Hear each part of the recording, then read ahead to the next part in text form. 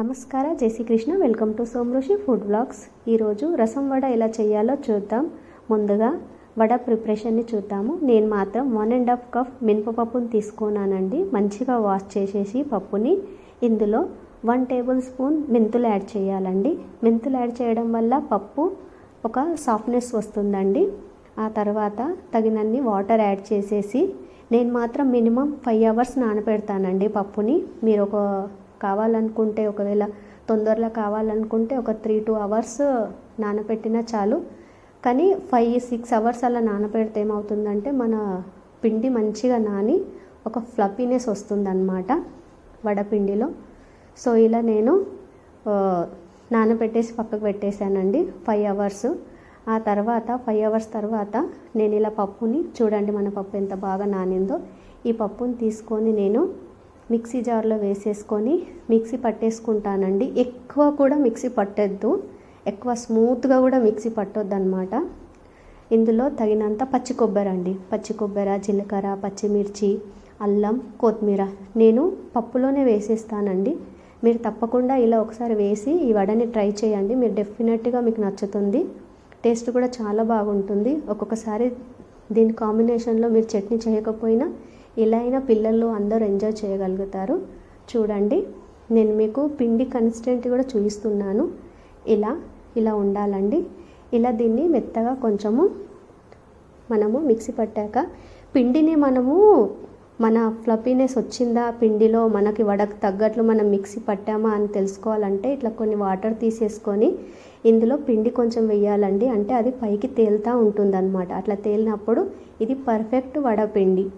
So ఇలా ఈ పిండిని నేను మిక్సీ పట్టేసుకొని ఇప్పుడు తగినంత ఉప్పు మరియు 1/2 టేబుల్ స్పూన్ వాము కూడా యాడ్ చేసేసి పిండిని మంచిగా కలుపుకోవాలండి. అంటే వీడియోలో చూపించే విధంగా పిండిని కలుపుకోవాలి. ఇలా మనము పిండిని కలుపుకోవడం వల్ల పిండికి ఎయిర్ అనేది యాడ్ అయ్యి మన వడలు అనేవి మృదువుగా అవుతాయి అన్నమాట. మీరు తప్పకుండా ఇలా ఒకసారి చేసి వడలు వేయండి. తర్వాత వడకి మనం కావాల్సిన ఆయిల్ కూడా వేడి చేసేసి వడలని మనము వేసేసుకోవాలి. నేను ఎక్కువ ఇలా చేతితోనే వడలు వేస్తానండి. అంటే మనము ఇంట్లో చేసేటప్పుడే కదా కొన్ని ఫుడ్స్ మన ప్రాక్టీస్ అవుతుంది. సో ఇలా వడలు వేసేసాను. మీకు స్పూన్తో కూడా ఎలా వేయాలో నేను చూపిస్తాను.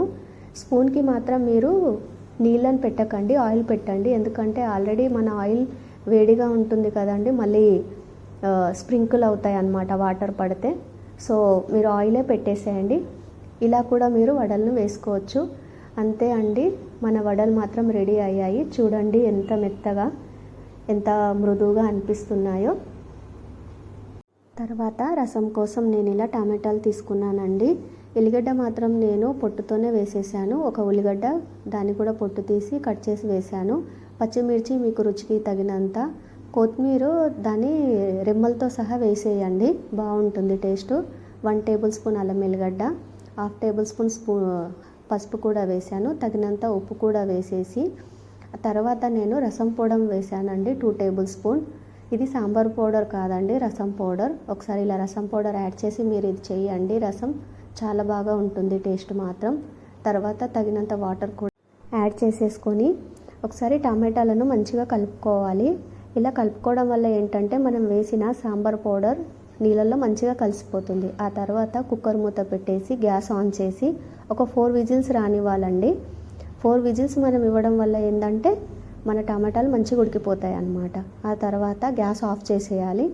కుక్కర్ మూత చల్లబడ్డాక మాత్రమే ఇలా చెక్ చేసి ఓపెన్ చేయాలి. ఓపెన్ చేసిన తర్వాత మన టమాటాలు మంచిగా ఉడికిపోతాయండి. ఈ టమాటా రసం మీరు తప్పకుండా ఇలా రసం పౌడర్ వేసి చేయండి, మీకు తప్పకుండా నచ్చుతుంది. ఒకసారి అంటే రెగ్యులర్గా చేసే మన సాంబార్ కాంబినేషన్లో కంటే వడతో ఈ కాంబినేషన్ ట్రై చేయండి, చాలా బాగా నచ్చుతుంది.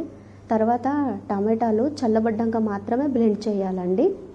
ఇలా బ్లెండ్ చేసేసి దీన్ని ఏం చేయాలంటే మనం వడగట్టేసుకోవాలి. అంటే టమాటా ఏదైతే పల్ప్ అంత ఉంటుంది కదండి, అదంతా గుజ్జంతా వెళ్ళిపోతుంది. చూడండి, ఇలా చూపించిన విధంగా మీరు తర్వాత రసాన్ని తాలింపు వేసుకోవాలి. తాలింపు కోసం కడాయిని వేడి చేసి 1 టేబుల్ స్పూన్ జీలకర్ర, సగం ఉల్లిగడ్డ ముక్కలు, కొంచెం బెల్లం యాడ్ చేసి తాలింపు దూరగా వేగాక ఈ తయారు చేసుకున్న రసాన్ని ఇందులో యాడ్ చేయాలి. బెల్లాన్ని తప్పకుండా యాడ్ చేయండి. బెల్లం యాడ్ చేయడం వల్ల రసం తీపిగా కాదు, టమాటాల యొక్క పులుపుని బెల్లం బ్యాలెన్స్ చేస్తుంది, మంచి రుచిని ఇస్తుంది రసానికి. ఆ తర్వాత నేను ఇందులో ఎండు కొబ్బరి తురుమును కూడా కొంచెం వేశాను.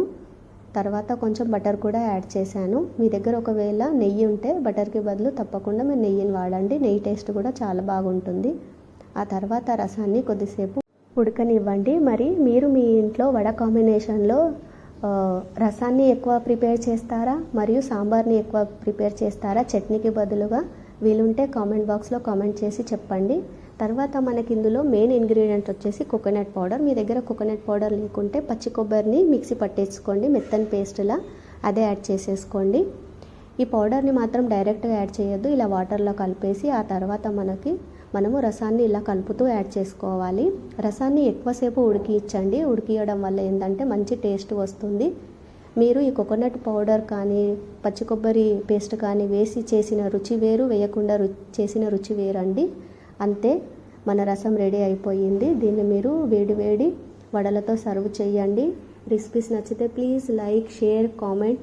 సోమరుషి ఫుడ్ బ్లాగ్ ఛానల్ని సబ్స్క్రైబ్ చేయండి. Share, comment, subscribe Somarushi food blogs.